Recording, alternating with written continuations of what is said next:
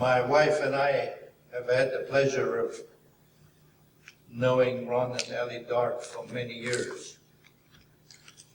My wife first met them in 1961 when she went to Briggetwood in England, to Ambassador College over there, and got to know them, and I arrived there 2 years later in 1963. So that's when I first made their acquaintance. And it's just wonderful that we can still be here and still be dear friends.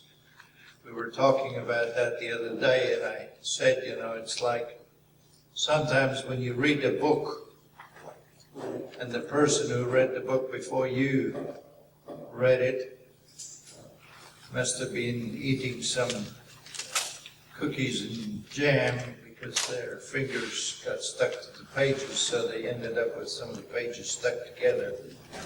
You know, when you read a book and you turn a page, and unbeknown you turn 10 pages instead of just one, and you keep reading, and sometimes life is like that. You carry on and a whole period goes by, and then you pick it up again, and it's like nothing passed, you know, like old friends are back together.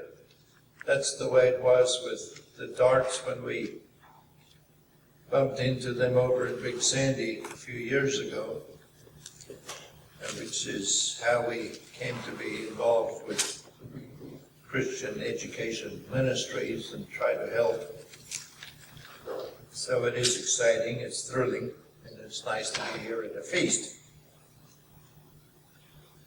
This is the Feast of Tabernacles. I wonder what your reaction was when you first heard of the Feast of Tabernacles. It was 1959 when I first heard of the Feast of Tabernacles, and I heard of it in a different language, Afrikaans language, which was my home language. Used to be, down in South Africa. It's called Feest. That sounds dreadful, because I didn't know what it meant. No more than I knew what it meant to say Feast of Tabernacles. I remember the old Full Gospel Church down in Durban, South Africa, used to have a Full Gospel Tabernacle. This is my only kind of knowledge of that word, tabernacle. It was a big church. They called it the Full Gospel Tabernacle. Pastor Roopson used to preach there when I was a little tyke.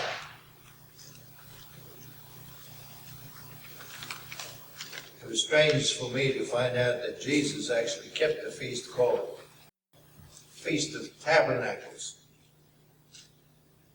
But let's ask the question today, why are we here? Why do we keep the Feast of Tabernacles? That does seem strange. Well, actually, you know, the time will come when everybody will know and think about the fact that there's a Feast of Tabernacles. I mean, everybody. Let's start off in Hebrews, the 11th chapter. Hebrews 11, it's the faith chapter. It mentions a list of faithful men and women who served God. It's a wonderful, encouraging chapter to read. But in verse 8 we read, by faith Abraham, when he was called out into the place where he should after receive for an inheritance, obeyed, and he went out, not knowing where he went. God appeared to Abraham, or Abram as he was called then, told him to leave his country, which was up in what is present-day Iraq. The great Euphrates and Tigris rivers formed the cradle of civilization at that time. rich, well-watered area. And God told Abraham, I want you to leave this place and go down to the place that is now called Israel, Palestine. So Abraham left and he went down there not knowing where he was going. Nothing changes. Last night or this morning we talked to some people who came to this feast site and got totally lost. They arrived here at midnight or something and couldn't find our little hotel up the road because they didn't know where they were going. Well, at least you've got something in commune with Abraham. He didn't know where he was going. So don't worry when we sometimes get lost. Verse 9, by faith, he sojourned in the land of promise. So he ended up in the land of promise, as in a strange country, dwelling in tabernacles. As it's translated here, he literally dwelt in a tent. That's a good place to be. You know, if you're going to be moving, you carry a tent. Years ago, my wife and I, and our 3 little children at that time, bought 2 little tents, and they were very little. It worked because we were littler then than I am now. And the 3 kiddies slept in the other one, but they were just little tents that we squeezed in, and we used those tents, and we went to various game parks and wherever, and it was fun. Here was Abraham in the land of promise in a tent. Not only did he live like that, but so did Isaac and so did Jacob. So we have 3 generations of nomads living in a country that God said, well, this is the promised land. By that time, chances are they said, well, yes, God, if you say so. However, Abraham saw beyond the tent. And sometimes we don't see beyond the tent. Isaac and Jacob, heirs with him into the same promise, for he, that is Abraham, looked for a city which has foundations, whose maker and builder is God. Think of this. Abraham lived a long time ago. And he looked ahead thousands of years to the coming of Jesus? No. To the millennium? No. To beyond that.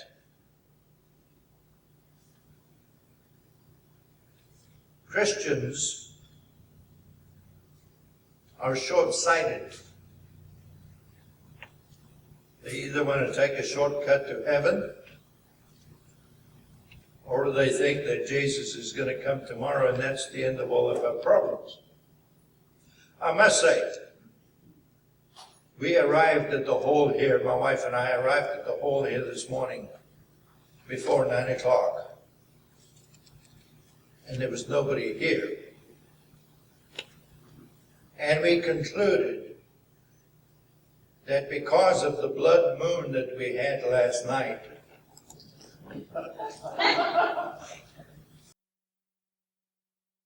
that the secret rapture had occurred.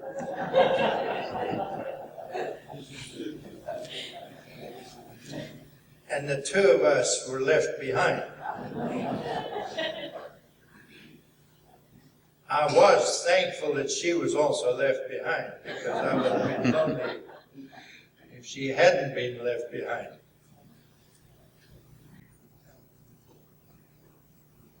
Anyway, if it did occur last night, we all missed out on it.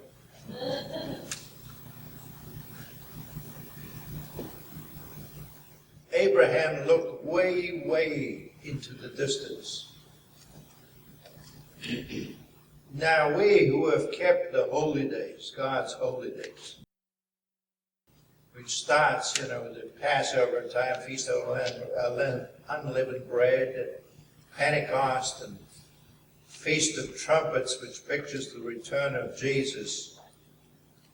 We all should know, by virtue of these holy days, that the return of Jesus is not the end of all things. It's just the beginning of the next phase, a harvest phase.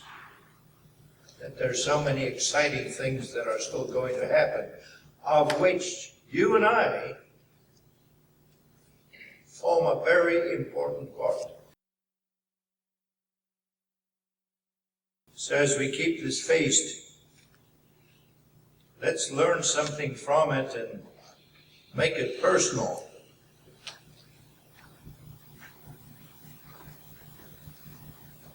The first time you come across a tabernacle, which I remembered, was back at the time of Moses. You know the story. They came out of Egypt, went down to Mount Sinai. God spoke the 10 Commandments from Mount Sinai. And then God told Moses, I want you to build a tabernacle. So that's really the first place in the Bible you come across the word tabernacle. And the tabernacle was literally a tent, a portable place to worship.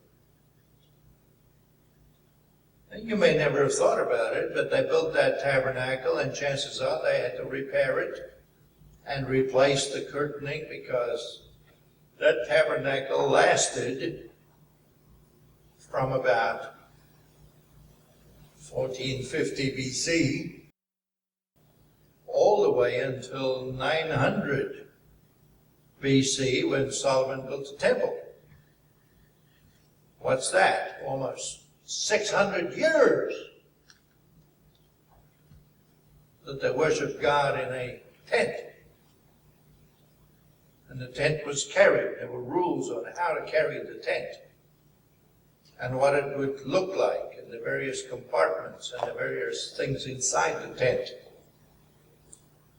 That was the tabernacle. It was where the high priest went to talk to God and to offer sacrifices to God. And finally, when they went into the promised land, it was carried into the promised land. It was placed at a place called Shiloh.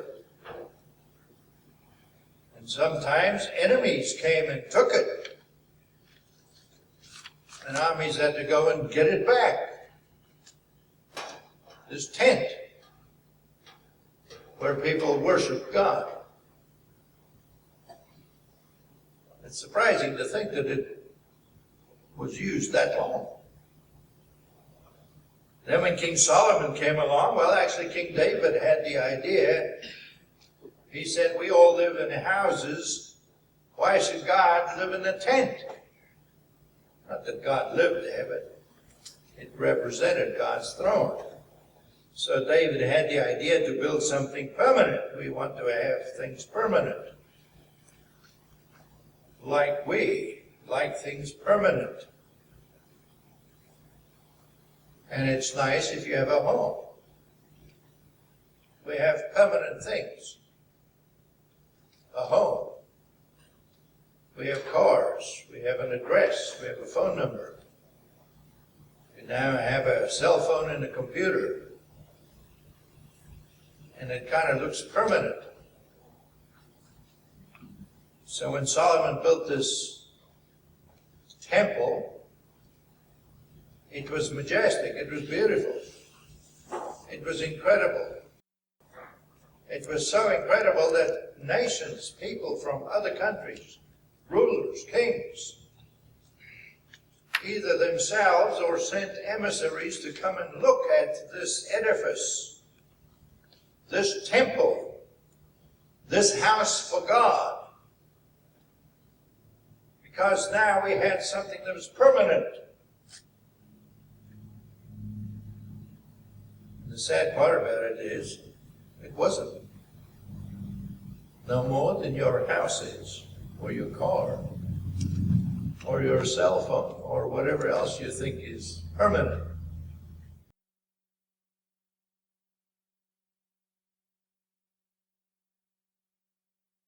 It was about 900 BC. I'm writing off the numbers.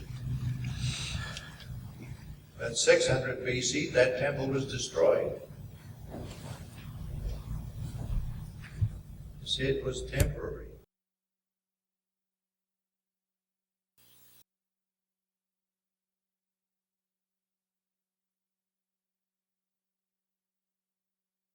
Sukkoth, as the Jews call it. A Sukkoth is a temporary dwelling. The Jews, some Orthodox Jews still today, during the Feast of Tabernacles, build a little kind of a hut in the backyard, using branches off trees and leaves, palm leaves, and have a place in the backyard, and that's where they eat all their meals, if weather permits. And they call it a Sukkoth, a tent, a temporary dwelling, a booth. Feast of Booths. Not booze. The Feast of Booths. I noticed as we came down this road, this 155, that suddenly the road changed and became far more spiritual than the road up the road. This is a wet area, they tell me, not the water in the lake.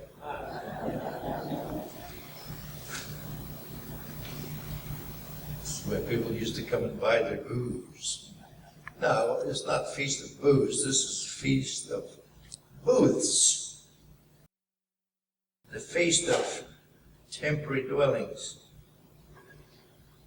That temple was destroyed. Solomon's temple was destroyed. It only lasted half the time that the tent did. Jews went into captivity. They came back under Ezra. Time of Ezra and Nehemiah, people like Joshua and Zerubbabel, and they rebuilt the temple, called the Second Temple. And some of the people that saw it, they rejoiced because, oh, we've got a temple again. And some of the old people who had seen the previous temple said, this is dreadful, because they wept because it was nothing like the original. And yet by the time of Jesus, people looked at the Second Temple and they thought, how marvelous, especially when King Herod, trying to curry favor with the Jews, had a giant rebuilding project on the Temple Mount. So much so that even the disciples were showing Jesus, look at what is being built here. And Jesus said, well, here's some news for you. Every stone that you see there will be torn down. And later they had to ask Jesus, when will that happen?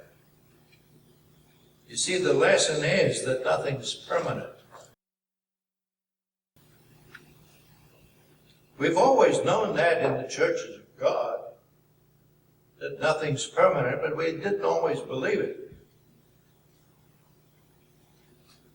We said, but some things are permanent. That's true. The word of God endures forever. God endures forever. Jesus Christ the same yesterday, today, and forever. Certain things are forever. And we used to remind ourselves that Jesus said that the church he started would last forever. It's true. And then Jesus said, I'll never leave you nor forsake you. That's true. And so we just assume that if we belong to a church, if we belong to a group, that group was forever.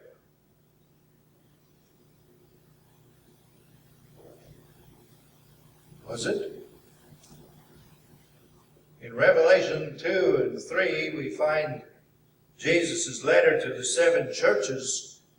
You find an interesting difference there between the Old Testament tabernacle, in which they had what is called a menorah, a candlestick with 7 candles, 7 lamps, 1 candlestick. In Revelation, what you have is you have 7 different candlesticks. Why? Because God sometime could take away a candlestick. Like He warned one of the churches, if you don't repent, I'll remove it.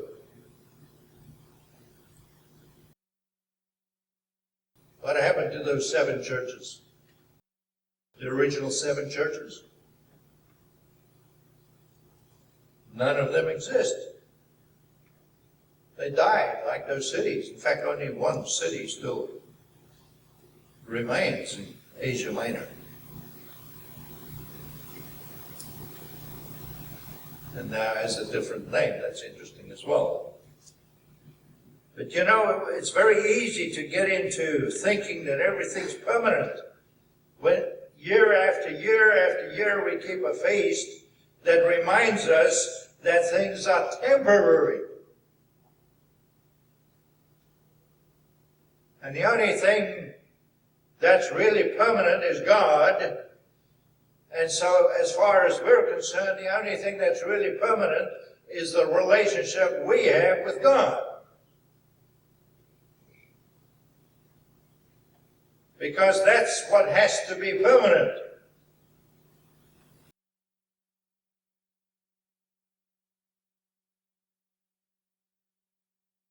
Let's go to Leviticus, the 23rd chapter, and we read about the festivals. And let's just remind ourselves, why did God give us a feast that tells us that there's nothing permanent except God? Leviticus 23, all the feasts mentioned there, exciting. In verse 33, and the Lord spake unto Moses, saying, this is now God speaking, speak unto the children of Israel, saying, the 15th day of the 7th month shall be the feast of tabernacles.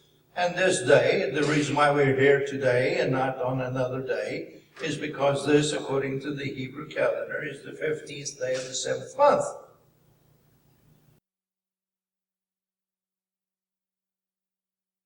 The 15th day of the 7th month shall be the Feast of Tabernacles for 7 days unto the Lord. That's why we'll be here for 7 days. And then followed by the 8th day, verse 36, 7 days you shall offer an offering made by fire unto the Lord. On the 8th day shall be a holy convocation unto you, and you shall offer an offering made by fire unto the Lord. It is a solemn assembly. You shall do no servile work therein. You want to do your ordinary job. You can't do what work is required to have the feast. Now some people will look at it, even some people will keep the Sabbath.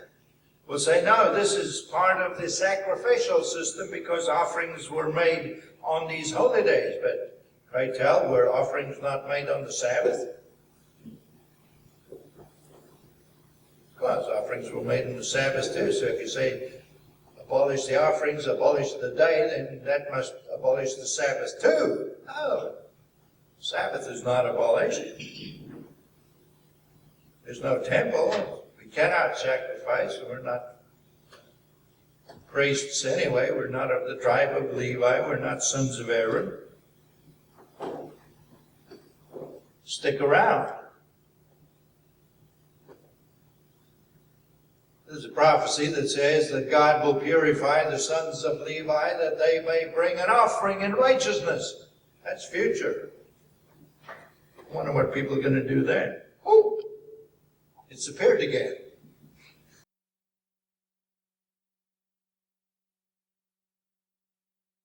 Verse 39. Repeating, in the 15th day of the 7th month you shall have a gathering. You'll gather the fruit of the land, and you shall keep a feast unto the Lord 7 days. So he's talking future here. These Israelites at this point in time are still down at Mount Sinai, where the law was given. So when you get to the promised land and you start reaping a harvest, when you gather that harvest, come before God. And the first day shall be a Sabbath, and the 8th day shall be a Sabbath, and you shall take for yourselves on the first day the boughs of goodly trees, branches of palm trees, and boughs of thick trees, and willows of the brook, which is what they used to build booths, which is why some Orthodox Jews still do that. And you shall rejoice before the Lord your God 7 days. Now, I think in the Church of God, we got that part over the years. Those of us that have kept the feast like for 50 years or more, we got that part. We like that. We like to rejoice. We like to see people we haven't seen for a long time. We like to come to the feast and shake hands and hug and just be happy together. That's wonderful. We should do that. God tells us to come here and rejoice and celebrate. Yes. Let's do that. But let's not forget the lesson of the feast. The lesson of the feast is we're temporary. Each and every one of us, we're temporary.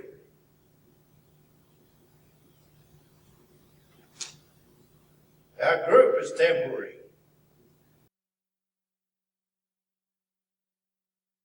I think we believe that now. We all thought it was all permanent. That God had put a permanent structure together and was going straight into the kingdom. Didn't happen.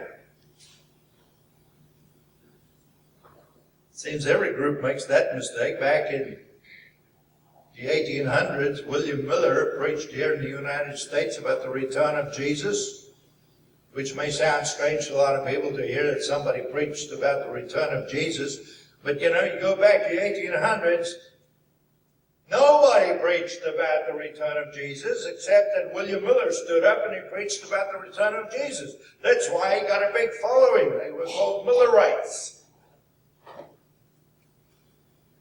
Now, Miller made some mistakes. He said a date.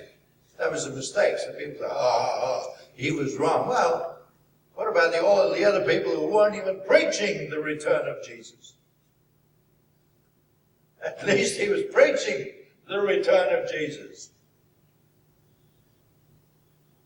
Of course, some people got all bug-eyed and they sold their houses and possessions and they gathered together and waiting for Jesus to return. Well, let's get that next red moon and let's get ready for it, or whatever we're going to get ready for.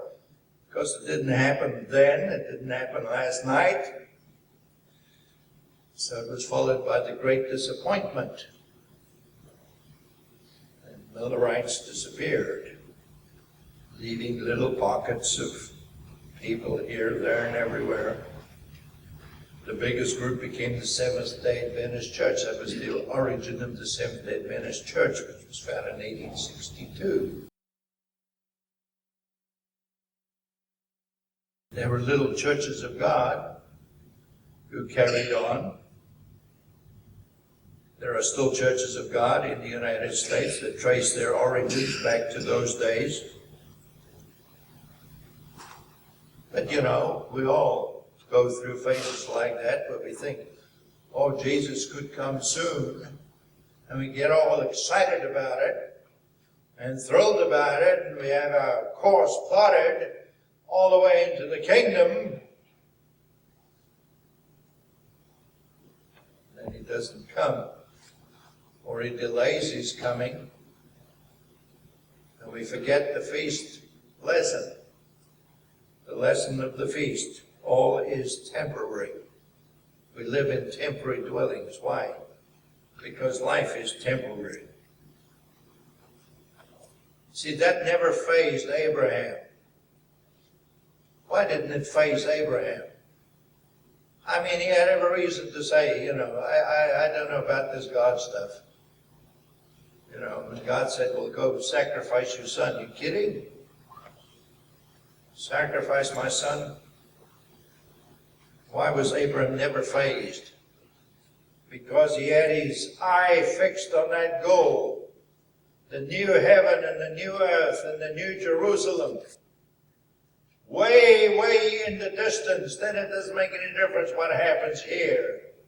Because your eyes are fixed on that goal there. It's when we start fixing on things here. Who's important? Who does what? And whatever. And position and prestige and whatever. And we lose focus and we get tied up with local things. It's a presidential race coming on. It's on. How exciting is that? And I dare say there's not one person in this room who can tell me all 14 people who were on stage the other day. Is there anybody here who knows all 14? Is there anybody here who remembers who the vice president of President Nixon was?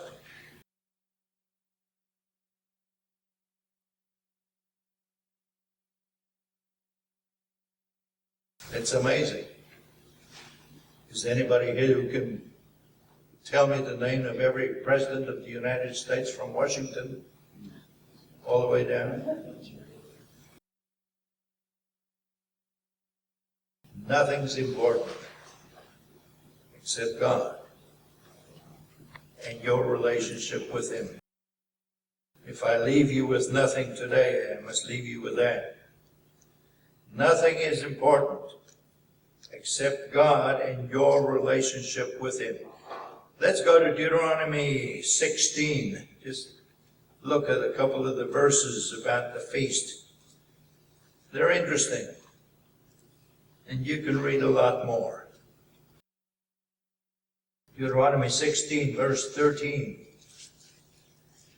You shall observe the Feast of Tabernacles 7 days after you've gathered the corn and the wine. And you shall rejoice before the feast, you and your daughter and your manservant, your maidservant, the Levite, the fatherless, the widow. Make sure everybody rejoices with you. We didn't always do this. In the churches of God, sometimes we had to beg for money for some of the poor people. And others were taking cruises around the world.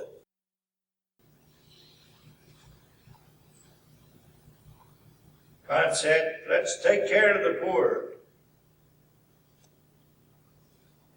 Because this is the Feast of Tabernacles, nothing we have is permanent, so don't hang on to that stuff. If you have more, share. 7 days, verse 15, you shall keep this solemn feast unto God. Deuteronomy 14.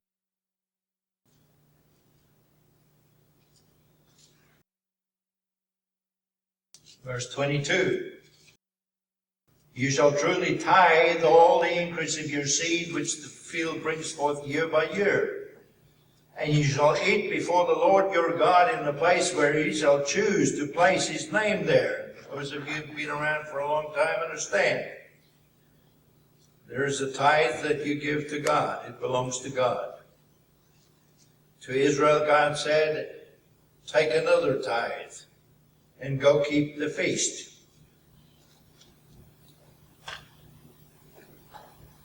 And that's why people have money to go to the feast. They save up. But let's not forget that there are poor people out there who love to keep the feast, and maybe they feel embarrassed. because they cannot save like the rest of us, because they live on a pittance. Let's encourage them to do what they can, but let's help those who cannot help themselves. You shall truly tithe of the increase of your seed, it says, verse 23, you shall eat before the Lord your God in the place which he shall choose. The place is named at the tithe of your corn, of your wine, of your oil, the firstlings of your herds. What's the firstling? Firstling is that first baby that the animal has. God says that belongs to him, because back in Egypt he killed the firstlings. So it's a reminder, that's what he did back there, except for the Israelites. He saved theirs. So the firstling belongs to God. So tithing is an interesting subject in the Old Testament. You know, if you were a shepherd and you have sheep, if you had 9 lambs, guess what? God got nothing. This is not all just a 10%, 10%, 10% as we think. That's not how God deals in things. For the shepherd, he says, if you have 9, they're all yours. If you have 10, the 10th one belongs to God. Interesting. Generous God.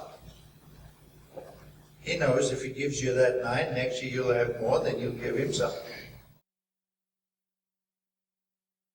If you were a shepherd, how was your festival tithes calculated? The firstling belonged to God. The first baby that an animal would have. It would mean some years you may have 3 or 4 that you're taking to the feast that you can share with everybody at the feast. It may mean another year you don't have any.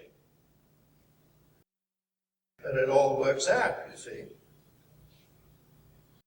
Plus the person that brought the calf, because he had a firstling calf.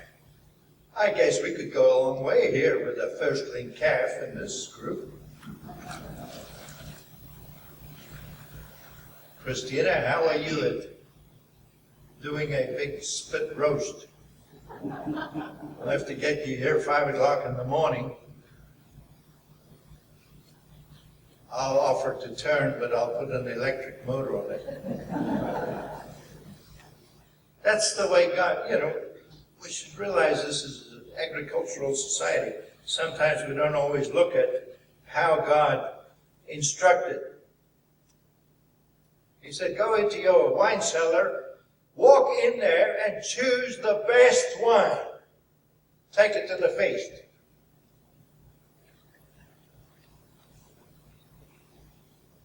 The first fruits from your trees, take that to the feast. It was a remarkable system. And take care of the poor people. The Feast of Tabernacles.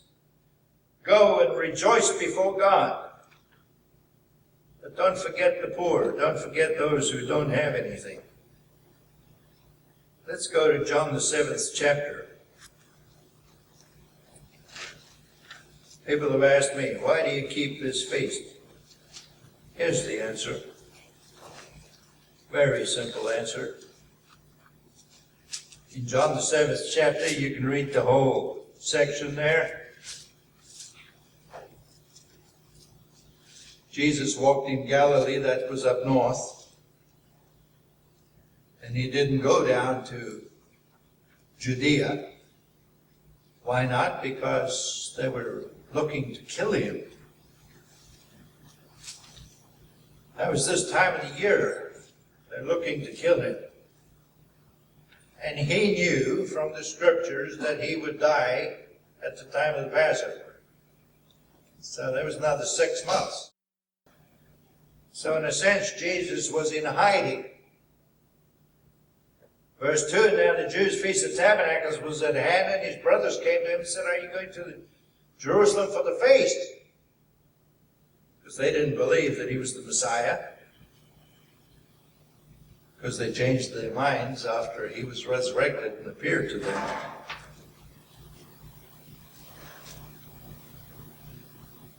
Verse 10, it says, when his brethren were gone up, then went he also. So the brothers went all the way down to Jerusalem for the feast.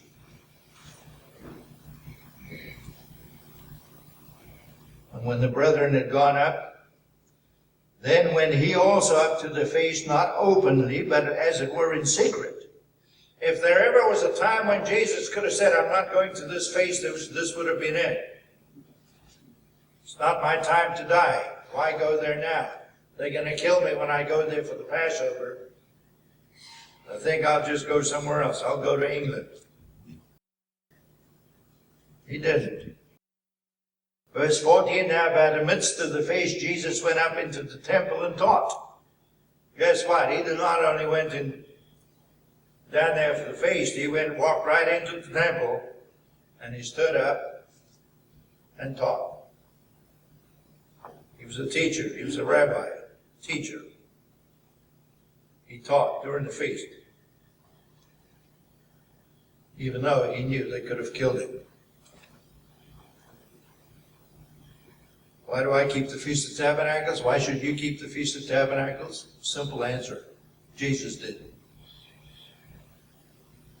That's a good answer for lots of things. Why do you keep the Sabbath? Because Jesus did.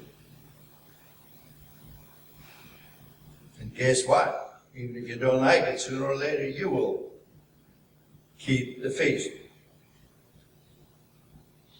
Let's go to Zechariah 14. Zechariah 14.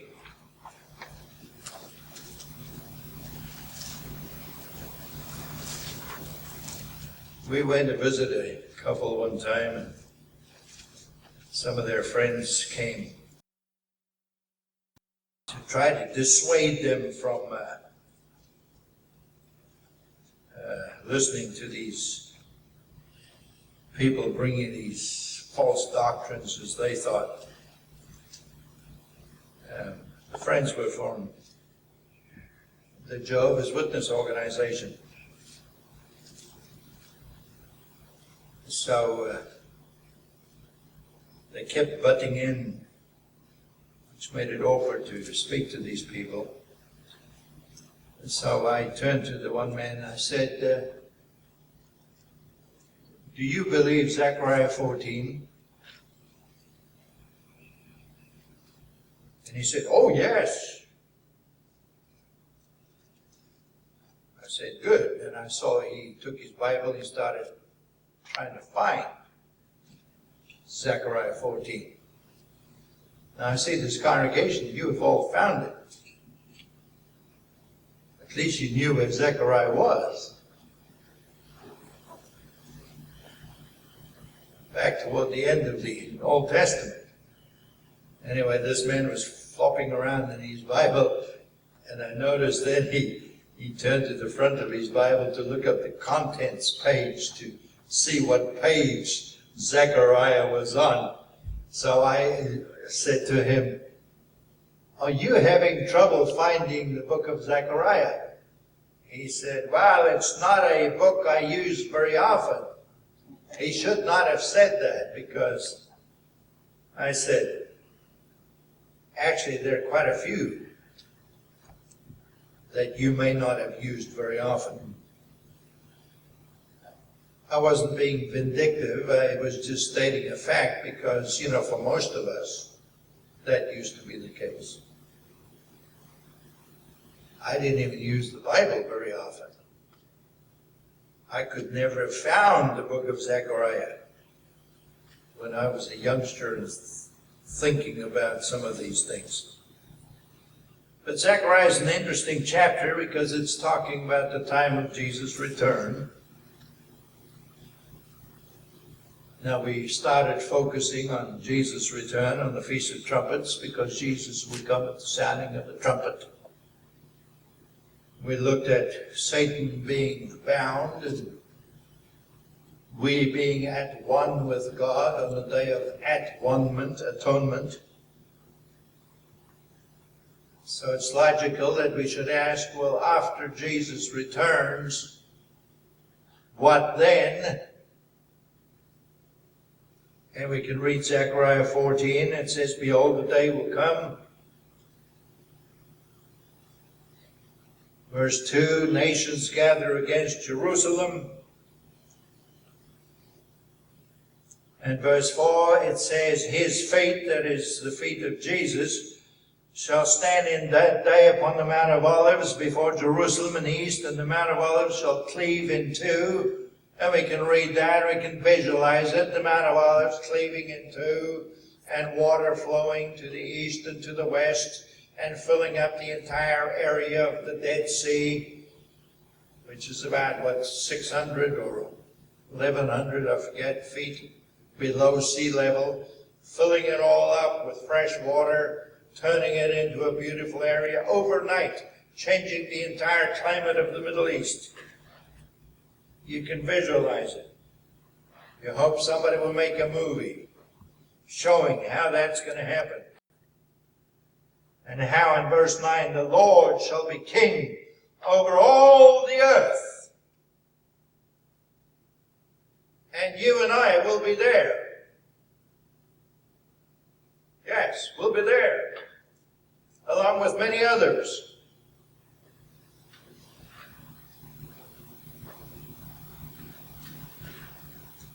And it talks about the plague that God will use to smite the nations that want to fight against Jerusalem, that their flesh will just fall off their faces. And they'll fight with each other. And then verse 16, which was the point I was going to make for the man who came to argue.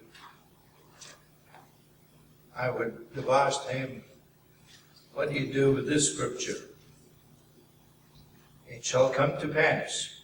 You see, every Christian will tell you, yes, I believe in the return of Jesus. That's right. What do we do then with this scripture?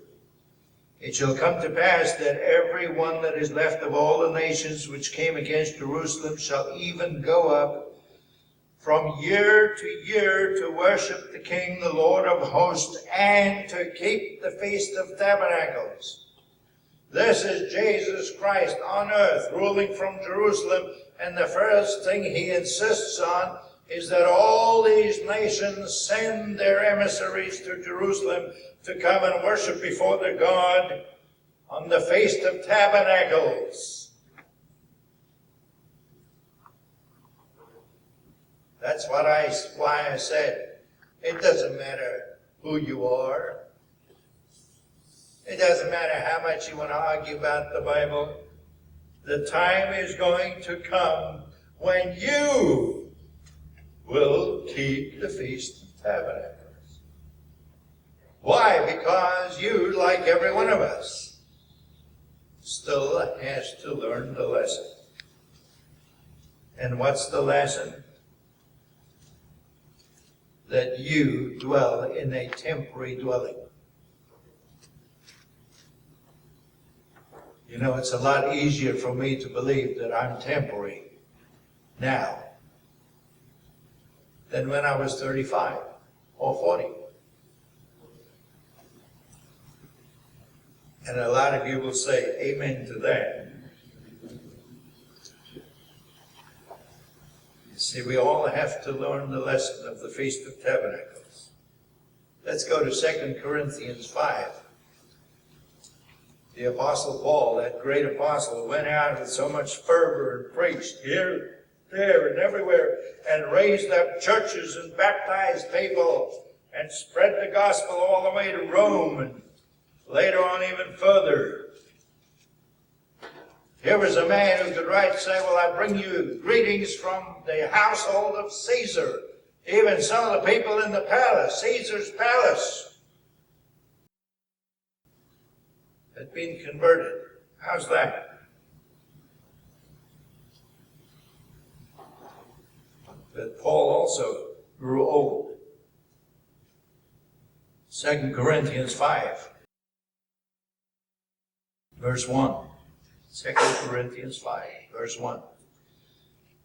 Here is the lesson for us. We know that if our earthly house of this tabernacle were dissolved, as I said, it's a lot easier for me to believe this now. When this earthly house of mine is creaking a little bit, I say I can do most things I used to do. It just takes me twice as long.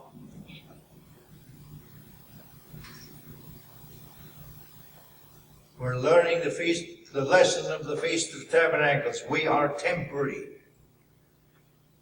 Verse 2, for in this we groan, earnestly desiring to be clothed upon with our house which is from heaven. If so be that being clothed we shall not be found naked, for we that are in this tabernacle do groan. We didn't used to focus on this too much. We all thought we were just going to live until Jesus arrives and we'll all be in the kingdom. One happy mob. We've had to walk a lot more miles.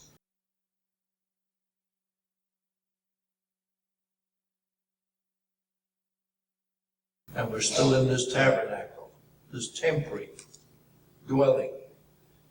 Verse 7, for we walk by faith, not by sight. Verse 10,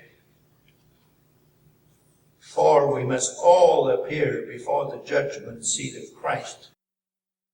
That's why I said the important thing is to know the only thing permanent is God and our relationship with Him.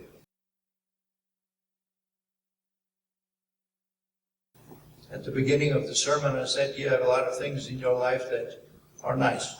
Your home, your car, whatever you have. But it's not permanent. You're in a temporary dwelling. Now at the end of the sermon, here's the good news. Because I know some of you sitting there right now are in pain.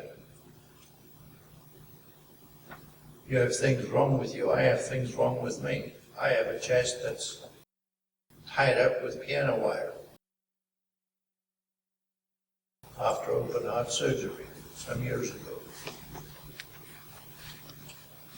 I have other things wrong with me. You have things wrong with you. The Feast of Tabernacles gives us the greatest hope there is for all of us. Job said, though worms destroy the body, yet I will see God. I know my Redeemer lives. He will stand upon the earth in that day. And I'll see Him. That's the lesson of the Feast of Tabernacles to us. It doesn't matter. This is temporary. The pain, the suffering, the anguish that you go through. Brethren, here's the good news. It's temporary. The pain, the anguish, the suffering that this world is going through right now, when you've got millions of refugees who do not know where tomorrow's meal will come from. Here's the Feast of Tabernacles lesson for them. This also shall pass. This also shall pass.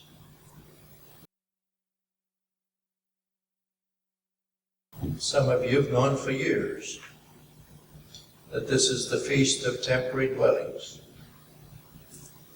That's right. This is not what we have our hope in. We should be looking down the track like Abraham did. Doesn't matter how far we look. And it doesn't matter really where we are, because this is just a little dawdling along the way. But the great news is that every year we keep the Feast of Tabernacles. It pictures that we're in a temporary state. That's why even when Jesus returns, we're still keeping the Feast of Tabernacles, because even those people, with Jesus ruling on earth at that time, they will still be taught, in case they get the wrong idea, oh, the Savior's here, this is it, hallelujah. No! Even this is temporary. There's still a last great day coming. There's still a future coming. There's still lots more coming. Just stick around. The story continues. Thanks for listening.